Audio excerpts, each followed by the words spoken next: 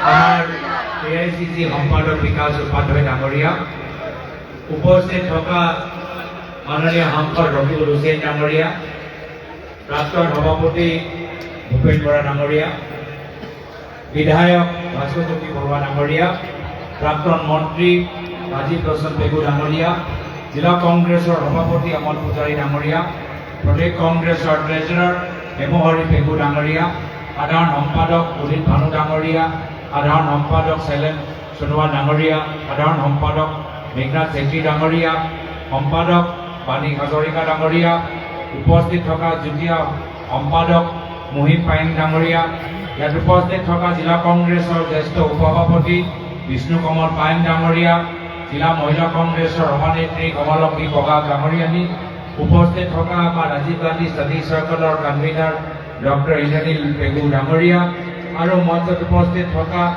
আমাৰ বিভিন্ন দলৰ সতীৰ্থসকল, জিলা কংগ্ৰেছৰ সাধাৰণ সম্পাদক বিনমণি দত্ত ডাঙৰীয়া, যুৱ কংগ্ৰেছৰ সভাপতি টিংকু পাটিৰ ডাঙৰীয়া, আমাৰ প্ৰাক্তন জিলা কংগ্ৰেছৰ সভাপতি মহেশ্বৰ বৰা ডাঙৰীয়া, ব্লক কংগ্ৰেছ সভাপতি প্ৰণৱজ্যোতি বাৰিক ডাঙৰীয়া, ব্লক কংগ্ৰেছ সভাপতি দেৱকান্ত দাস ডাঙৰীয়া প্ৰমুখ্যে কৰি ইয়াত উপস্থিত থকা দলৰ সতীৰ্থসকল, সাংবাদিক বন্ধুসকল, মই প্ৰথমে ইয়াত উপস্থিত থকা দলৰ কৰ্মীখিনিক মোৰ ফালৰ পৰা আন্তৰিক ধন্যবাদ আৰু কৃতজ্ঞতা জ্ঞাপন কৰিবলৈ বিচাৰিছোঁ।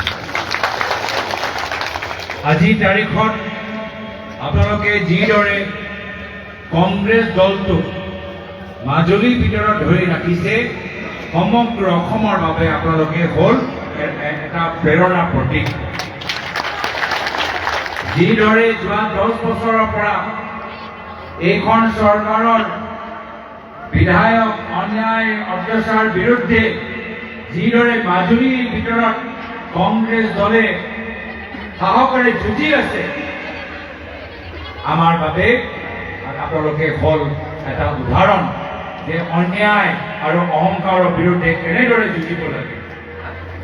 আৰু সেইকাৰণে আজি আপোনালোকৰ মাজত আহি মোৰ মনটোৱে ভাল লাগিছে আৰু মোক বেছি দীঘলীয়া ৰাজনৈতিক বক্তৃতা দিবলৈ মোৰ মন নকৰে। মই ইতিমধ্যে ৰফিকুল হুছেইন ডাঙৰীয়াক কৈ আছো যে আপোনালোকে চোৱা নাই, যোৱা লোকসভা নিৰ্বাচনৰ সময়ত যিদৰে মাজুলী অঞ্চলৰ ৰাইজ ওলাই আহিছে, সেই সময়ত নিৰ্বাচন হোৱা নাই, সেই সময়ত এটা উৎসৱ আছিলে, উৎসৱ। আৰু যেতিয়া আপোনালোকৰ মাজত আহোঁ, যিদৰে ৰাইজ ওলাই আহে, ইমান ফূৰ্তিৰ মাজত, ইমান আনন্দৰ মাজত, সেইকাৰণে আজি তেওঁ নিশ্চয় অনুভৱ কৰিছে আৰু তেওঁ আজি ৰাজহুৱাভাৱে ঘোষণা কৰিলে যে আগন্তুক বিধানসভা নিৰ্বাচনত মাজুলীৰ ভিতৰত কংগ্ৰেছৰ জয়টো নিশ্চিত।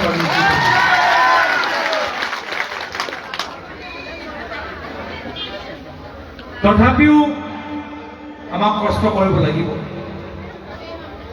আৰু কষ্ট কিয় কৰিব লাগিব?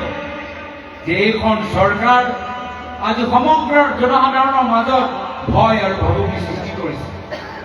যদি অসমৰ মানুহৰ পৰা আমি তেওঁলোকৰ হৃদয়ৰ পৰা যদি আমি ভয় নাইকিয়া কৰি দিওঁ, তেতিয়া চাব আমি একচৰকে আমি বিধানসভা নিৰ্বাচন আমি জিকিবলৈ গৈছোঁ। বিজেপিৰ ওচৰত, হিমন্ত বিশ্ব শৰ্মা ডাঙৰীয়াৰ ওচৰত একমাত্ৰ এটাহে অস্ত্ৰ এতিয়া আছে, সেয়া হ'ল ভয় আৰু ভাবুকি। আৰু যদি আমি অসমৰ মানুহৰ মাজত সেই ভয়টো যদি নাইকিয়া কৰিব পাৰোঁ, আপোনালোকে চাব আমি কংগ্ৰেছ দল অকলে আমি চৰকাৰ গঠন কৰিবলৈ সক্ষম। আৰু সেইকাৰণে যদি আমি ভয় নাইকিয়া কৰিব লাগে, তেতিয়াহ'লে আমি জনসাধাৰণৰ ওচৰত যাব লাগিব। যিসকলৰ ওপৰত হিমন্ত বিশ্ব শৰ্মা ডাঙৰীয়াই দাদাগিৰি কৰে, যিসকলৰ ওপৰত স্থানীয় বিধায়কে আজি তেওঁলোকে দাদাগিৰি চলায়, আজি তেওঁলোকৰ ওচৰত যাব লাগিব। অলপ দিনৰ পিছত আপোনালোকে কংগ্ৰেছ দলৰ কিছু পেম্পলেটবোৰ পাব। মই আশা কৰোঁ, সকলোকে অনুৰোধ কৰিছোঁ যে যেতিয়া আপোনালোকে পেম্পলেটবোৰ পাব, প্ৰায় মাজুলীৰ ভিতৰত আমি 30,000 পেম্পলেট আমি তৈয়াৰ কৰিছোঁ। 30,000 ঘৰৰ ভিতৰত আপোনালোকে পেম্পলেটবোৰ লৈ যাব লাগিব। লৈ যাব পাৰিবনে? লৈ যাব পাৰিবনে? এই পেম্পলেটবোৰ আমি মানুহৰ ওচৰত লৈ যাব লাগিব। আৰু এই পেম্পলেটৰ ভিতৰত কি লিখা আছে? কোন হয় হিমন্ত বিশ্ব শৰ্মা, তেখেতৰ বাস্তৱ কাহিনী গোটেইখিনি কথাহে পেকেটৰ ভিতৰত আৰু আজি ৰকিবুল হুছেইন ডাঙৰীয়াই কৈছে যে কাম বিশ্বাস ঘটা হিমন্ত বিশ্ব শৰ্মা ডাঙৰীয়াই কাম কৰা নাই। মোক মনত পৰে যে মোৰ প্ৰয়াত পিতৃ অসমৰ প্ৰাক্তন মুখ্যমন্ত্ৰী তৰুণ গগৈদেৱ তেওঁ নিজে বিভিন্ন সময়ত কৈছিল যে মই কেতিয়াও ভবা নাছিলো যিজনক মই নিজৰ পুত্ৰৰ দৰে মৰম কৰিছিলো, যিজনক নিজৰ পুত্ৰৰ দৰে মই আগুৱাই লৈ গৈছিলো, আজি সেইজনে মোৰ পিঠিত চুৰি মাৰিব মই কেতিয়াও ভবা নাছিলো। ভাবি চাওক এজন অভিভাৱক হিচাপে তেওঁ কিমান দুখিত আছিল যেতিয়া বিধানসভাৰ ভিতৰতে সকলৰ সন্মুখত হিমন্ত বিশ্ব শৰ্মা ডাঙৰীয়াই তেখেতক অপমানিত কৰিছিল। আজি ইয়াত আহিছো, ইয়াতো দেখিলো যে যি কথা প্ৰয়াত তৰুণ গগৈদেৱে কৈছিল সেই কথা সঁচা প্ৰমাণ হ'ল। তেওঁ কৈছিল যে হিমন্ত বিশ্ব শৰ্মা তেখেতক পিঠিত চুৰি মাৰিলে কিন্তু সৰ্বানন্দ সোণোৱাল ডাঙৰীয়া আৰু বুকুত চুৰি মাৰিব। আৰু সেইটোৱে আমি দেখা পাইছো। আজি চাৰিওফালে মই দেখিছো, চাৰিওফালে চৰকাৰৰ হৰ্ডিং, চাৰিওফালে হৰ্ডিঙৰ ভিতৰত একমাত্ৰ এজনৰে ছবি, সেয়া হ'ল হিমন্ত বিশ্ব শৰ্মা ডাঙৰীয়াৰ ছবি। মাজুলীৰ ভিতৰত প্ৰাক্তন মুখ্যমন্ত্ৰী, প্ৰাক্তন বিধায়ক সৰ্বানন্দ সোণোৱাল ডাঙৰীয়াৰ ছবি আমি কোনো দেখা পোৱা নাই। তাৰ তুলনাত কংগ্ৰেছ দলৰ হৰ্ডিংবোৰ চাব, কংগ্ৰেছ দলৰ হৰ্ডিং ভিতৰত ক'ৰবাত আপোনালোকে দেৱব্ৰত শইকীয়া ডাঙৰীয়াৰ ছবি দেখা পাব, ক'ৰবাত আপোনালোকে ৰকিবুল হুছেইন ডাঙৰীয়াৰ ছবিটো দেখা পাব, ক'ৰবাত আপোনালোকে ভূপেন বৰা ডাঙৰীয়াৰ ছবিটো দেখা পাব, ক'ৰবাত দেখা পাব যে আমি সকলোৱে একত্ৰিত। এয়া হ'ল আমাৰ পাৰ্থক্য কংগ্ৰেছ আৰু বিজেপি। আমি একগোট আৰু তেওঁলোকৰ মাজত ভাগ ভাগ। বাৰম্বাৰ আজি সৰ্বানন্দ সোণোৱাল ডাঙৰীয়াক ৰাজহুৱাভাৱে অপমানিত কৰিছে। ডিব্ৰুগড়ত যদি ইয়াৰ পৰা ডিব্ৰুগড়লৈ যায় সৰ্বানন্দ সোণোৱাল ডাঙৰীয়া সেই অঞ্চলৰ স্থানীয় বিধায়ক, কেন্দ্ৰৰ চৰকাৰৰ মন্ত্ৰী, ডিব্ৰুগড়ৰ ভিতৰত হৰ্ডিংবোৰ চাব, তাতো আপোনালোকে মাত্ৰ হিমন্ত বিশ্ব শৰ্মা ডাঙৰীয়া দেখা পাব, সৰ্বানন্দ সোণোৱাল ডাঙৰীয়া দেখা নাপায়।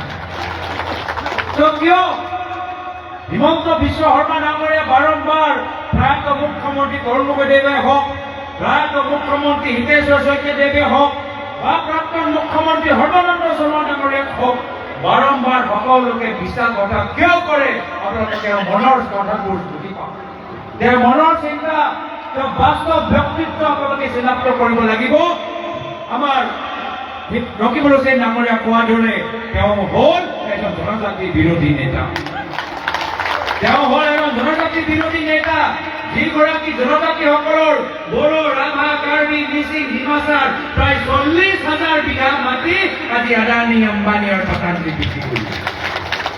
সেইকাৰণে আমি কৈছো সময় পৰিৱৰ্তনৰ, মাটি বচাওক, জাতি বচাওক। হিমন্ত বিশ্ব শৰ্মা ডাঙৰীয়া মুখ্যমন্ত্ৰী হৈ থাকিলে অসমৰ খিলঞ্জীয়া মানুহৰ ওচৰত আৰু মাটিত অধিকাৰ নাথাকিব। জনজাতিসকলৰ কেতিয়াও ভূমি পট্টা নাপাব। এই বসুন্ধৰাৰ নামত আজি চাওক, যিসকলে প্ৰিমিয়াম দি আছে আগতকৈ বেছি প্ৰিমিয়াম দিবলৈ হৈছে। যিসকলে বসুন্ধৰাৰ নামত প্ৰিমিয়াম দি আছে তেওঁলোকে আগতকৈ বেছি প্ৰিমিয়াম দি আছে, কিন্তু যিসকলে আবেদন কৰিছে যে তেওঁলোকৰ 100 পট্টা ভেটি পট্টা হ'ব, তেওঁলোকৰ একো কাম হোৱা নাই। কিন্তু চাৰিওফালে হিমন্ত বিশ্ব শৰ্মা ডাঙৰীয়া গম পাই গৈছে যে ক'ত কিমান মাটি আছে, আৰু তাতে নিজৰ পৰিবাৰ যোগেদি মাটি ল'বলৈ আৰম্ভ কৰিছে, তাতে নিজৰ পৰিবাৰ যোগেদি মাটি ল'বলৈ আৰম্ভ কৰিছে।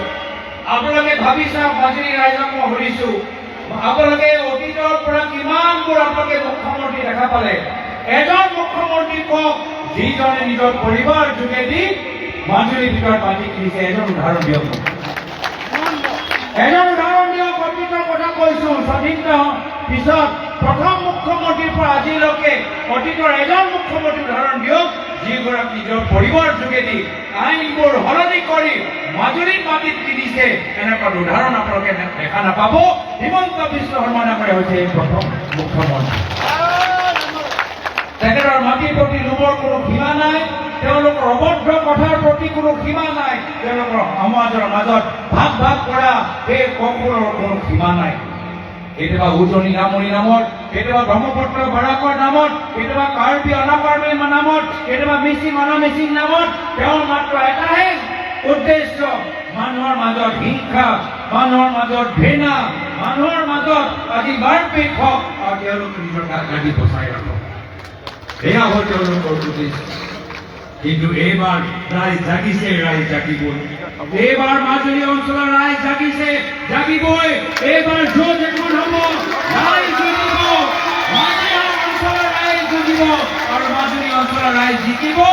আবাৰ বিধানসভা নিৰ্বাচন মাজুলীৰ পৰা আমি কংগ্ৰেছৰ এজন আমি প্ৰাৰ্থীক আমি বিধানসভাত আজি তেওঁলোকৰ দিনত আমি কি দেখা পাম যে চৰকাৰী স্কুল বন্ধ কৰি মনৰ দোকান খুলিবলৈ আৰম্ভ কৰিছে। আজি নেশ্যনেল এডুকেশ্যন পলিচি যোগেদি আপোনালোকে ভিতৰৰ অঞ্চলৰ খবৰ লওক, মাজুলীৰ ভিতৰত খবৰ লওক যে যি শিক্ষা নীতি আজি কেন্দ্ৰ চৰকাৰ আনিছে সেই শিক্ষা নীতিৰ মান আমাৰ জনজাতিৰ ওপৰত আটাইতকৈ বেছি পৰিছে, আমাৰ বাগানৰ শ্ৰমিকসকলৰ ওপৰত আটাইতকৈ বেছি পৰিছে, আমাৰ অনুসূচিত জাতিৰ পৰিয়ালৰ ওপৰত আটাইতকৈ বেছি পৰিছে। যি ধৰণৰ তেওঁলোকে ৰাষ্ট্ৰীয় শিক্ষা নীতি আনিছে, আটাইতকৈ দুখীয়া পৰিয়ালবোৰ আজি নিজৰ ল'ৰা ছোৱালীক উচ্চ শিক্ষা ভালদৰে দিব পৰা নাই। এনেকুৱা এটা অৱস্থা আজি আমাৰ নিবনুৱা যুৱকসকল অসমৰ ভিতৰত সংস্থাপন পোৱা নাই। আমি দেখিলো কেনেদৰে কিছু মিচিং ল'ৰাবোৰ লখিমপুৰ ঢকুৱাখানা ল'ৰাবোৰ গ'লে বেংগালুৰুলৈ আৰু বেংগালুৰুত তেওঁলোকৰ মৃত্যু হ'ল। আমি দেখা পোৱা নাই নেকি? কিয় যাবলৈ হৈছে?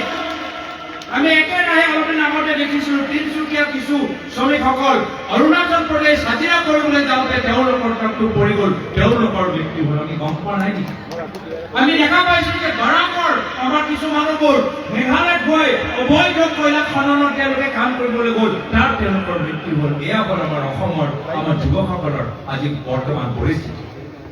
আজি অসমৰ ভিতৰত চাকৰি নাই, অসমৰ ভিতৰত সংস্থাপন নাই। আজি তেওঁলোকে বিভিন্ন সূত্ৰৰ যোগেদি আজি বিভিন্ন ৰাজ্যত গৈ আজি তাত গৈ কোনো তেওঁলোকৰ ৰক্ষা দিবলৈ নাই, কোনো তেওঁলোকৰ দৰমহা চাবলৈ নাই, ঘৰ বচাবলৈ নাই। আজি এনেদৰে অকলশৰে আমাৰ ল'ৰা ছোৱালীবোৰ তাত আছে।